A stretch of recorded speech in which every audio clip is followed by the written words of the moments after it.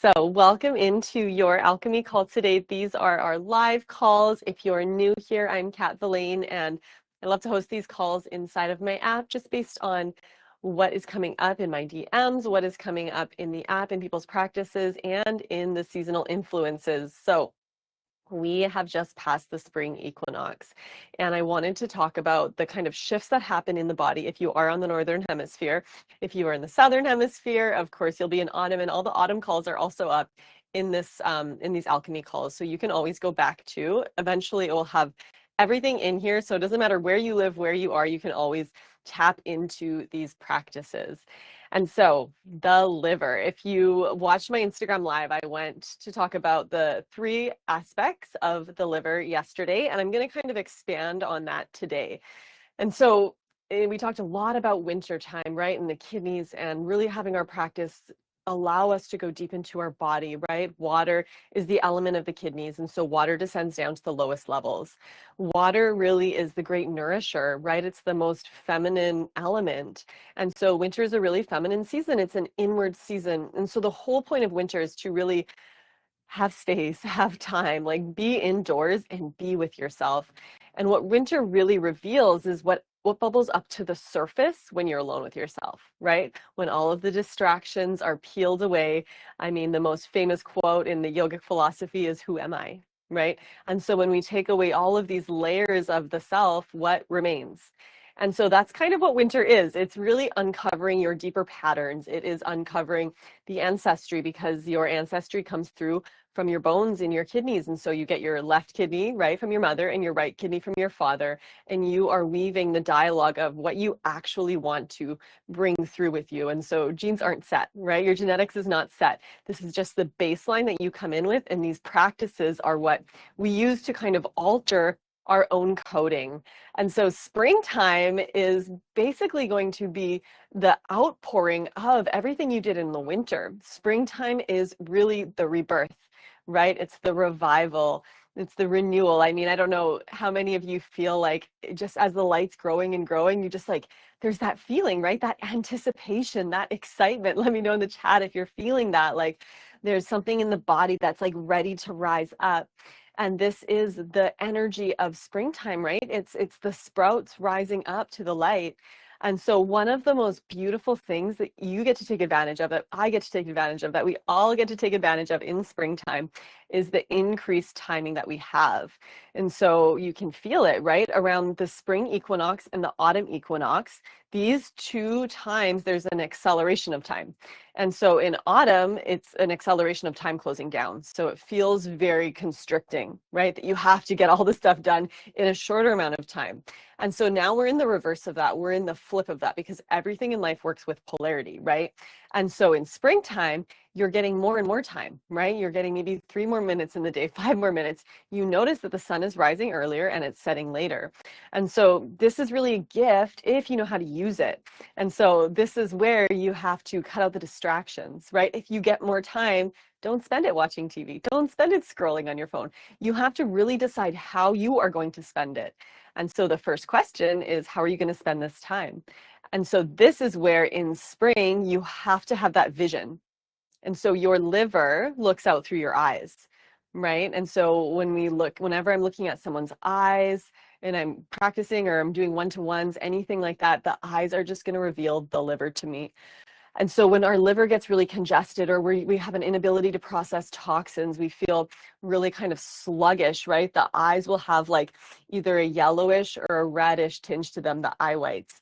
And so really understanding that more energetic property, or that when you are looking out into your day, right, this is your liver, right? It is through your liver that you're drawing the line of your sight. And so when you vision for yourself, right, there's this line in a sense that you're walking, that the vision doesn't need to be exact. Like you don't need to know exactly where you're headed. And maybe this vision is like 1 year down the road, maybe it's 15 years down the road.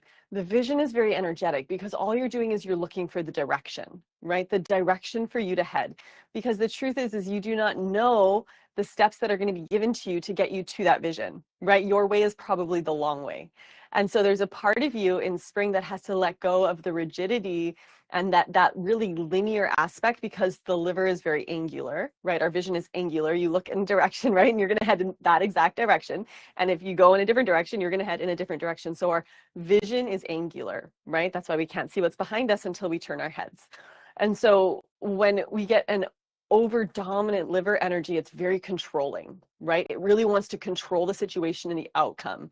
And so this is where we have to know that the liver is actually working more in an ethereal realm than just the tangible world.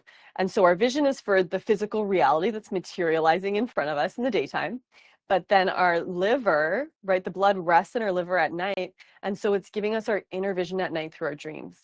And so I'm curious if you guys are having more dreams right now. Like every time at this time of year, my dreams just start going off and they're saying so many things to me. And so I always have a dream journal by my bed so that I can record them, so I can write them down, because just as quickly as they come in, right, you have to think of like the liver works with like, it's like clouds floating through the sky. And so that's how the dreams are. The moment you have a dream, right, it like kind of floats by. If you're not writing it down, you're going to forget about it, because it's not working in this really tangible, materialistic realm in the way that other aspects of our consciousness is. And so I talk about this more in my seasonal wellness course that I think a few of you are actually in right now, but it's there's 5 aspects of our consciousness. So I'm just talking about the liver right now, and they manifest through those 5 elements of our organs. So the kidneys, the liver, the heart, the spleen, and the lungs. And so each one has its own kind of realm that it's dealing with you as a soul journeying through life, right? And so the liver has to do with your dreams and your aspirations.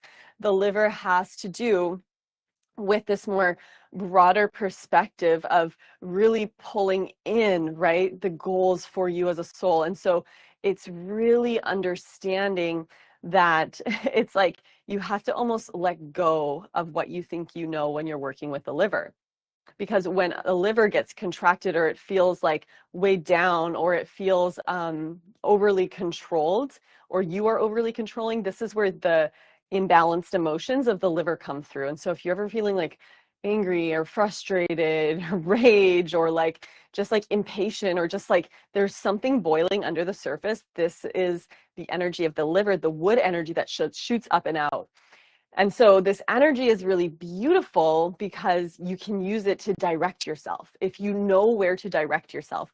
But if you don't have the direction, right, then you're going to feel like you have nowhere to pour that energy, and it's just going to come out in not healthy ways, right, at people around you. Nishi says, how do we understand our dreams? That is a very big conversation. I do go into that. So I go into the Hun and the dream work in the seasonal wellness course, and how to actually start to begin to work with your dreams. The understanding of your dreams is after you begin to deepen into your dreams and write them down and like recall your dreams more and more and more through the practices that I teach through with it. The understanding of the dreams, I mean, you can read like Carl Jung, like all these people that worked with dreams. But for me, I find, is anyone else not hearing me? Laura said I'm not getting any audio or video. For me, I find that the answers to your dreams come in time. Yeah, I hear you and see you. So something's going on, Laura, with yours. So in your dreams, like when I write down my dreams and I start to recall my dreams more and more, and I start to work with my dreams more and more, it's like years down the line that I'll look back and understand what those dreams were telling me. And so it's by bringing awareness to them that you're starting to see the deeper symbology of your life, because things will come through in your reality that could feel like deja vu or could feel familiar. And if you didn't write your dreams down, you would never know. But if you wrote your dreams down, you would see that you've already been living in some of these timelines. So this is kind of a very deep conversation. So if you stayed with me, great. That is like a deeper layer of it. But in your dreams, you are accessing different timelines of your soul. There's just different parts that you're accessing, that you're resonating with in a specific day, right? You're processing a lot of your day at night. And so some things in your day will come through in your dreams, but in a very symbolic way. Like your dreams are not like reality, as you know, they're like crazy. They're speaking in such a different language. Rachel said, I started a dream journal. I can't believe how many worlds there are out there. Yes. And so we've chosen in our resonance as a soul this particular timeline where you're watching me right now and having the life around you right now. And so it's fascinating to begin to play with your dreams, because you start to realize that the veil of reality is so thin, and that's the liver energy, right? The liver and the heart are the most ethereal aspects of your consciousness, and it's where you realize this veil is very thin, like the line between this reality and a different reality is a very fine line we're walking, and it's just where we're putting our energy is the reality that is expanding in front of us. And so that's why it's really important to have your vision in springtime to know where you're headed. And so for me, when I start visioning in spring, it's not that tangible. It's not like I want this many people in my app and this much money and this much like time in my day. No, it's like I am tapping into the me out there in the future, and like what's around her. How does it feel? What, like, who are the people in my life? Who are the people I'm impacting? Like, it's a different frequency than the tangibility of like writing down goals. It is really tapping into the frequency and the energy of it, because when you can feel, right, that part of you, when you can feel that timeline, right, you will start to bring in the resonance of that timeline. And the resonance just means a match, right? And so if I don't have a vision and I'm just thinking like, God, nothing's ever going my way, and I don't know what I want anyway, and I'm just frustrated with my life because I don't really know where I want to head, so like nothing's really working out because that energy is a little bit chaotic, I'm not going to have the match of what my soul truly desires for me, right? And that's where that frustration and those like emotions that want to burst up and out come from, is it's just this dissonance in your soul. And so just by tapping into the energy of like, okay, can I tap into what it feels like? If it's a location, like, can you remember a time where you just felt completely whole, where you were maybe sitting at the beach and the sun was warm and nothing was expected of you, and you're just like, oh my God, I feel so good right now. You've already been in those moments in your life of that feeling. So you have to just sit down, right? Take the time and the space, because you have more time, and feel what it feels like to be in that version of yourself. And then every day tapping into that, because when you can tap into that, those matches will come to meet you, and there'll be opportunities you didn't expect. And that's why I think it's really important to like not have the goal so tangible, because if you make a tangible, say, financial goal, what if there's more for you, right? And you're blocking yourself from the more because, right? Do you see what I mean? And so you want to find a way to just move into that highest expansion that you can feel for yourself. And then the things that are a match for that frequency that are going to allow you to be in that vision will come to you. And so this is where I think like these practices can be so magical if you use them well, and where, you know, you really have to realize that like manifestation is such a buzzword. Like, it's not about you just thinking things differently, right? It's about you actually taking the time to feel in your body and acknowledging that what is in front of you is a manifestation for you and your belief system right now. Like, you're already manifesting it, right? And even if it's not what you want, you're manifesting the clearing of it so that you can manifest more of what you want, right? And so you really have to take personal responsibility that what you're looking at is for you, right? And so this is where, you know, in spring, since you worked with the fertile soils of winter, what seeds are you going to plant, right? Get your journal out, get something out, writing paper, whatever it is for you, right? It's so powerful to write stuff down just for fun, just to see what happens, and then just close it, right? And to not be attached to the outcome, and to see what comes through. And so what are the seeds you want to plant? Maybe it's having a community of like-minded people. Maybe it's moving. Maybe it's a new job. Maybe, you know, I don't know what it is for you, but there's something that you can dream right now. And I want you to really tap into what that would be. And so when we're playing with this liver energy, we start to come far away from the feeling of it as we get older, because this liver, this hun energy, is pretty much dominating our lives between the age of 0 to 7.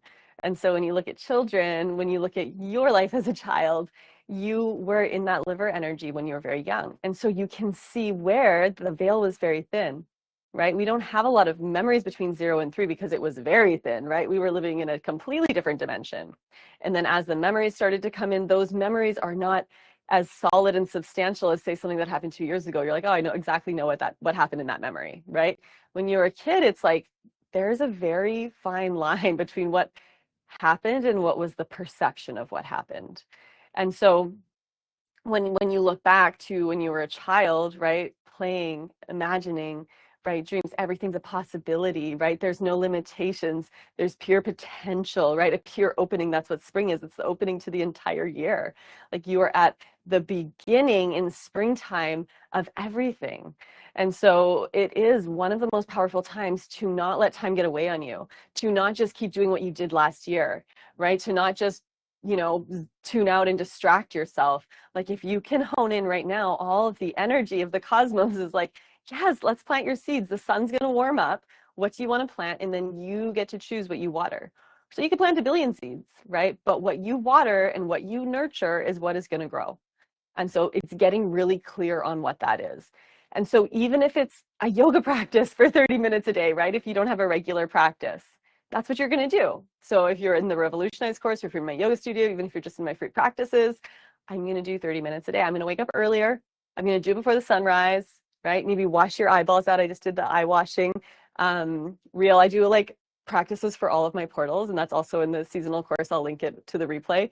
But these are like the yogic cleansing practices. So you can have little eye cups, wash your eyeballs out with the German chamomile hydrosol is like my favorite thing to do every day. And then to just go stare at the horizon when the sun is rising.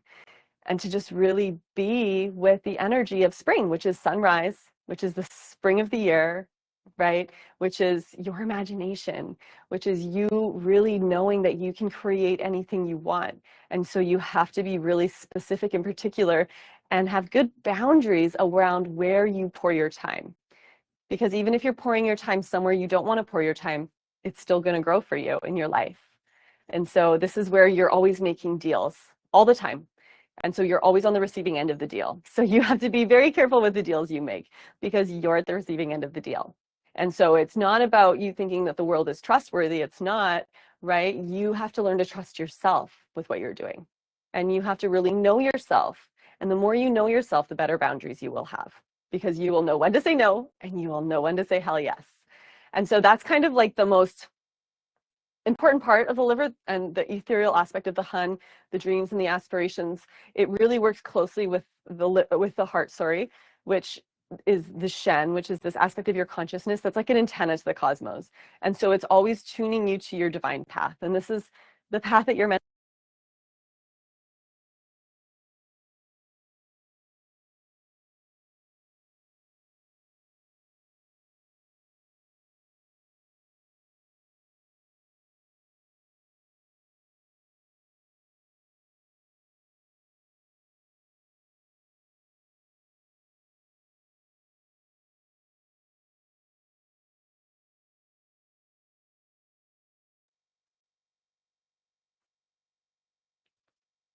Okay, I'm back. Back. Cool. Okay, perfect. So your heart works with, right, your divine path. And so the shen is the most ethereal part of you, right? It's the heart's the first organ that develops. So it's like calibrating you to your beat, to your frequency on this planet. And it's taking in, when you just like things just drop in and you're like, oh, I have to do that. I don't know why. Or you like hear something, you'll just like feel something. That's that heart tuning into your path. Or you just like think you have to do something one day and you turn one way and it's just like a set of like unfolding circumstances that is so magical and divine.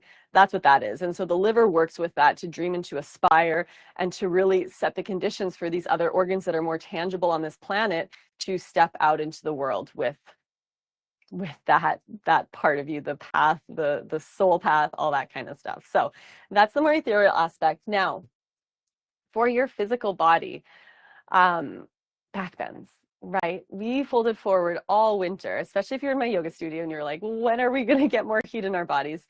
Now, when you come into spring, your practice heats up quite a bit, right? And so this is where I really love to do more back bends in springtime and to set up for back bends, right? The bow pose on your abdomen. I know I have a free video on that one. Recline back bends on blocks, like using blocks, lunge pose. Lunge pose is so good. Anytime you're working your thighs, lungs, liver, eyes, like you're opening up the front of your body, you're going to be flushing out the congestion from the liver. And so all of those ways to support the body physically are incredible. And I always like to add in like the sour sprouts, Like, in springtime, it's like the sprouts, like the new growth is the spring of the plant. And so like cilantro, parsley, I don't do like spinach or oxalates or anything like that, but that like tender little growth is so potent for the liver, that sour flavor. So even like sour yogurt, right? Just like sourness for the liver. Um, and then dealing with the emotional aspect. So the emotions of the liver again are that like pressure cooker. And you can tell like when someone has an imbalanced liver, they're very unstable to be around. They have anger, like they have outbursts. It just doesn't feel safe. And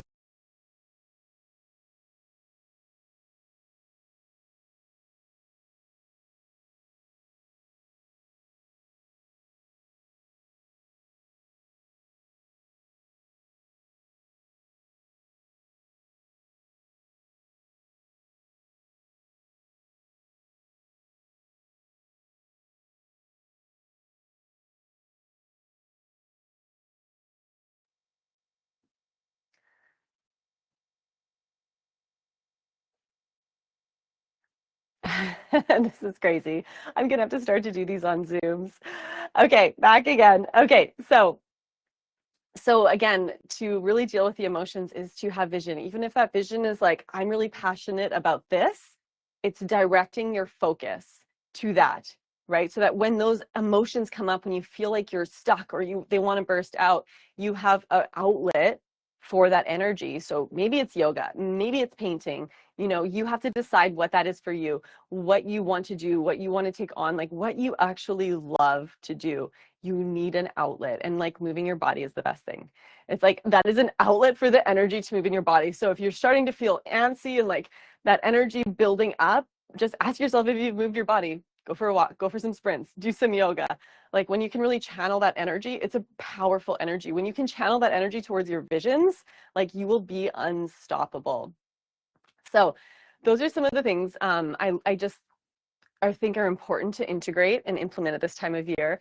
Oh, when we were talking about dreaming, I don't know if you guys, I always use Ormus for my dreams before I go to bed, and I find it really helps my dream work anyway, and blue lotus as well. If you can find like blue lotus tincture, I think Ormus and blue lotus, Ormus is monatomic gold, but those two together expand my dreams so much. Like it's night and day. It's such a difference when I take them and then when I don't. So if you do want to work with your dreams more, I'll put these in the little replay. I'll put little links of like things that I use in my dreams. Of course, the dream journal, and of course, yeah, I'll send that. It's the same company that, and I mean, I always incorporate Shilajit too, just to like take the like, when like there's like holes in the foods you're eating, there's like nutrient holes. I find the Shilajit just like fills all of those holes because it's just chock full of nutrients. And so you really like in spring, you want to get your body robust, right? I always think of spring like a warrior, right? It's like the first like initial, because it's the first initial masculine energy. It's the first yang energy of the year. And so, yeah, okay, I'll share all of these links for sure. And so all of that like that initial kind of what's the word, like not innocent, but it's not like controlled yet. Like the yang energy of summer is like, it's like a refined, it's like a man that's like in his power, but when it's not, right, it's that first like juvenile like energy. And so really knowing how to work with that energy, right, and knowing that you just need to make your body really robust is like one of the most important things you can do when you go through the year. And so just think of you're like a little child growing, like you want to give it all the good nutrients. You don't want to be loading it with like carbs and starches. Like you are here to like clear your mind and to really get clear on your path this spring. Because again, this is the best time to do it. In summer, it's like, ah, the day just got away on me, right? In spring, it's like, okay, I'm ready. The wind is on my side. I've got like the agitation, right? I've got that, the foolish energy, like just go for it and just see what happens, right? Because in spring you have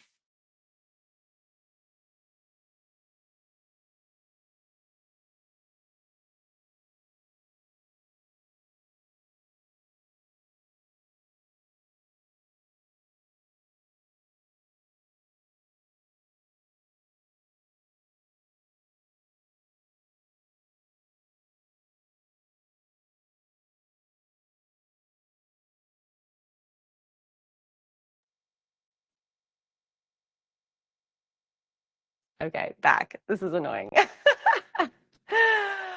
Okay, so if you guys have any questions, pop them in the chat and I will try to answer them.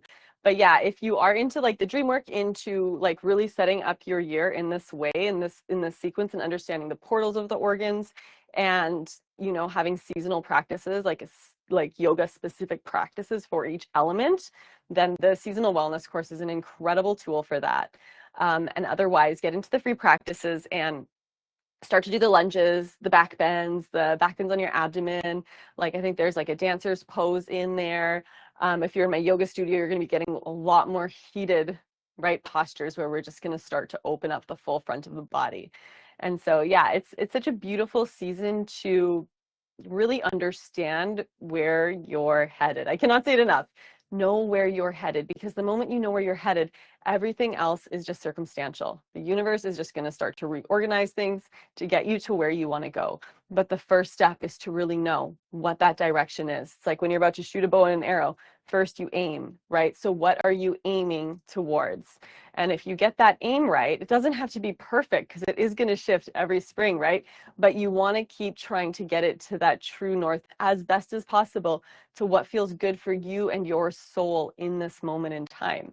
And then everything that comes in is just going to be here, even if it doesn't feel like it, right? Everything that comes through is going to be to help you to get there. And so it's not going to be like, oh, it's the most magical thing in the world. Often when we make a decision, right, we make a decision to head somewhere, there's a lot that has to reorient in our lives.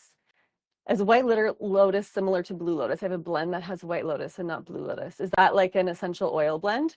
I think blue lotus is very specific. I mean, I have white lotus, pink lotus, and blue lotus of essential oils.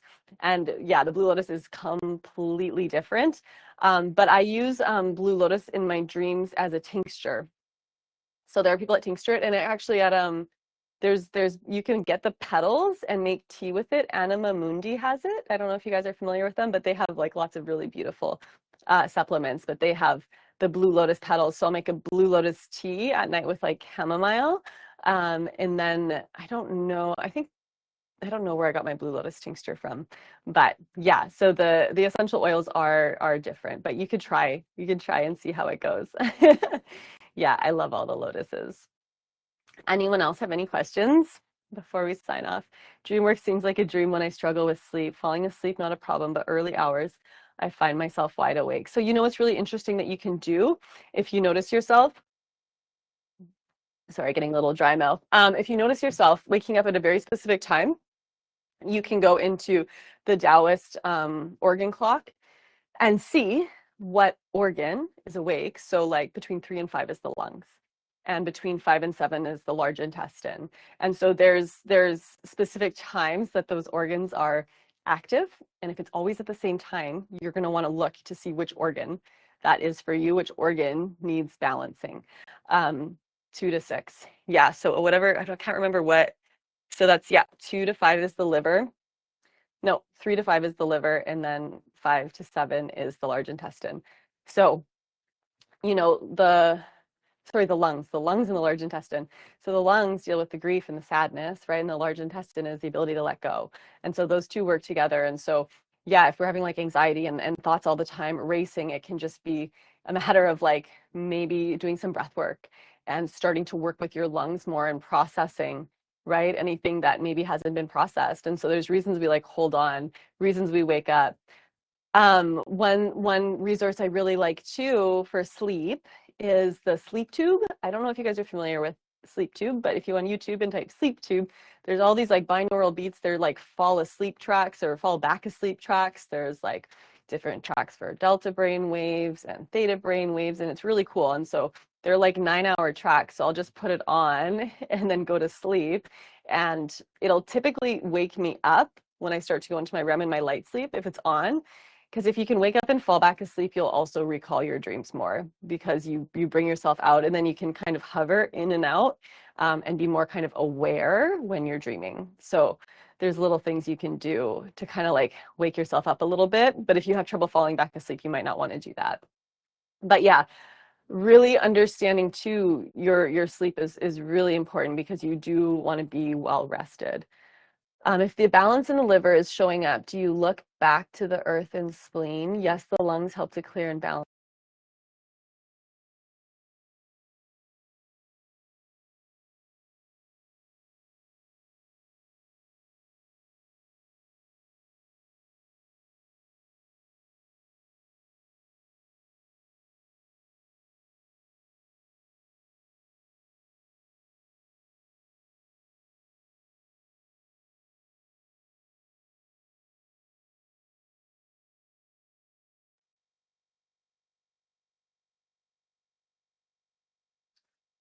Okay, cool. So if it's over dominant, you'll look at the inner circle, and this is the controlling circle, right? So if anything is over excessive, just go to the Chinese organ clock on Google, and then you'll look at that inner circle, because the metal, right, controls the wood, chops it down. So the lungs, right, they might be over dominant or whatever it is. It's like so much more intricate than I can talk about here. But yeah, if it's weakness, if it's a weakness, you look at the organ before, the season before, and if it's overpowering, you're going to want to look at the inner triangle, or what is that called? Pentagram, star. And you can just Google the 5-element cycle online and you'll see that posted on your fridge. I would also print out the Taoist organ clock so that you know what times of day and which organs are being awakened, even the times of the day when you have a slump, knowing which organ it is, right? And so these are all just ways that you can tune in more to your body and really work with the organs that are not, that are needing support, or that are needing to like chill out a little bit. And then there's ways to do that too through the practices. So if that is all the questions you all have, it was so nice to see you all and to be here. And so the homework for today, of course, is to plant some seeds. Take out a piece of paper and just plant some seeds of like, what do you want for this year? What do you want for the bigger vision of your life, right? Sit down and close your eyes and try to feel like, if my life was perfect, quote unquote, right? It's never gonna be perfect. But like that version of me, that ideal version, how does it feel? What is around me? Try to really like smell it and feel it and like vision it. Whatever sense is the strongest for you when you're in your inner world, try to tap into that, and every day try to align to that. Because when you can do that again, you're going to have more resonant matches coming in, whether it's opportunities, whether it's people, whether it's whatever it is, right? You leave space for the magic to happen because there's so much that you cannot control in this process. So simple, simple, simple homework for today. If you do it, I promise your whole year will be different. You'll be oriented, right? So remember, just get that orientation, get that direction, and know that everything else is going to support you to get to where you want to go. So that is my little spiel on the liver and springtime, and I hope that it was enlightening for you and that you'll take some of it and that you'll use some of it. And I'll put the links up in the replay for all of the things that we talked about in case you do want to explore any of those other things that you can play with. And yeah, I'll see you guys on the next